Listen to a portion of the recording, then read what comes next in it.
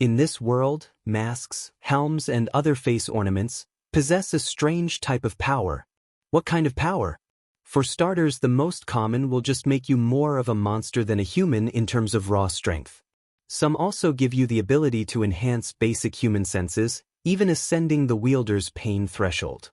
There are also those that can grant you the ability to wield elements or some weird energy, making you somewhat like a wizard. In other words, there are many varieties on how a piece of mask can grant someone power. But there are those that defy reality, granting the power of a god into an individual. A power born from an unknown source. The current holders of the masks in question are what they call heralds, and they number in 10. The 10 heralds never thought of crossing each other, fortunately. Instead, each of them went on their own separate ways. Some established their own territories, some went on a journey, and some just vanished in thin air. This has been the setting for the last 1,000 years, but a change is soon to be made. After all, it is inevitable. Feudo. Right? He went to the right alley. I got it. I'm trailing him already. We start our story in the territorial city of Fukuoka, ruled by a, fortunately, fair and wise leader. What's happening right now is a chase. The term cops would fit the bill, but they have no guns or badges. Instead, they possess their own unique masks granted to them by their ruler. They call themselves swords, a team assigned to perform the duties of maintaining law and order. In hindsight, the cops indeed. Damn you, swords. Can't you see it's just one box of fruits? One. Exhaustingly said by the runaway man, which then quickly followed up by a loud voice of the woman chasing him. Wait, so you're telling us to tolerate it just because you only stole one? The thief couldn't spare another reply after having that blow. To refresh some memories, the one who is doing the chasing, swords, member's name is Feudo. Going back, when the thief thought he would be caught in just a moment, the man finally turned around. To her surprise, the thief is currently wearing a mask. It has a pretty ordinary design that anyone can already tell it's one of the common ones. But that's not the issue here. See, masks are not just being handed to anyone.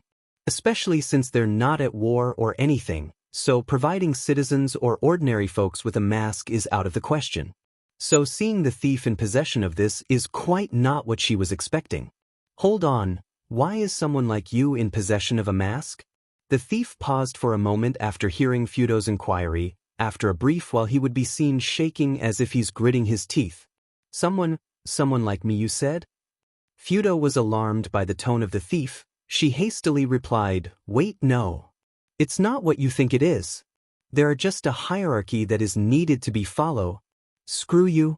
In a fit of rage, the thief charged at Feudo, aiming for a grapple. It was done in a quick manner different from a human perspective. It must have been the effect of the mask.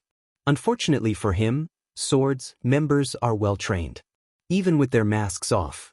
For more information, that swords do not just wear their mask brazenly or out in the open.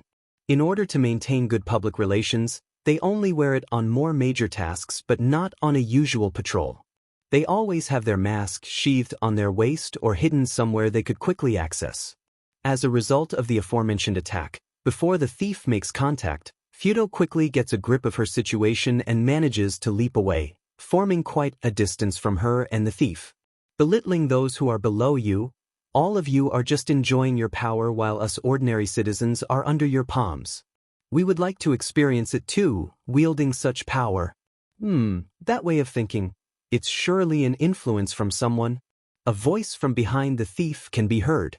Before the thief had a chance to turn around, he felt a heavy blow from the back of his head, rendering him unconscious.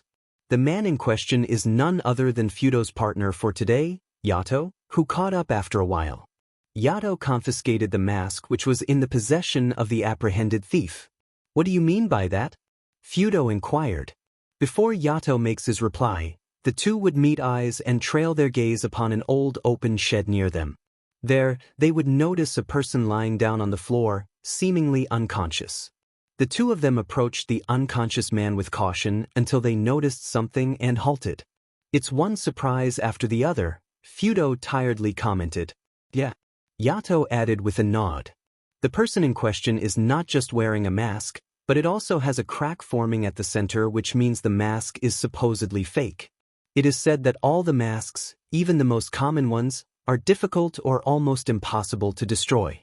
To add more to their curiosity, it is a mask that they have never seen before. The man is about 6 foot tall and has a well-built body which is leaning more on the thinner side.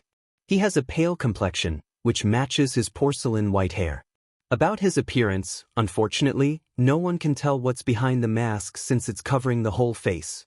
The design, so to speak, is not grand, but the unique thing about it is how it looks to be made by hand. A wooden carved mask done by a craftsman. To add, the mask does not have any holes for the eye to see or for a lot of oxygen to enter, which makes the two ponder if the masked person is still alive. They both arrive at a conclusion that the mask is a makeshift one without any power, but only just for show. We should get this makeshift mask off of him. It would be bad if he suffocates completely. After speaking his mind, Yato reached out to the mask and tried to take it off. Yato, what's taking so long? Fudo asked while picking up the apprehended thief. We should get going and bring him to the hospital. After a while, Fudo would notice that Yato had been struggling to take the helm off the unconscious person. I'm pretty sure I'm using enough force to take it off, but something seems wrong. Yato shrugged it off as he was already too tired to think after a long day's work. He carried the man behind his back and lets out a sigh. Maybe the infirmary will know what to do, let's just hurry. Fudo nodded in response, although she seemed to be confused about what just happened. After all, it's only taking the mask off an unconscious person. Ornaments, helms and masks are quite difficult to take off by a different person other than its wielder, but once the person is out for the round, it should be quite easy. The two also confirmed that the man in question is absolutely not faking it. His breath and heartbeat matches a sleeping person. Thus, the two decided to restrain him for now as they boarded their patrol vehicle and left. So, about what you just said earlier about the thief. Fudo glanced at Yato, likely waiting for an answer. Yato then responded in kind. Someone has likely influenced him. I don't want to sound like an elitist, but that man can't get his hands on a mask that easily. Fudo interrupted for a moment. Wait, does that mean? We've been living in peace for quite a prolonged time. Someone out there might finally be brewing some trouble, Yato concluded.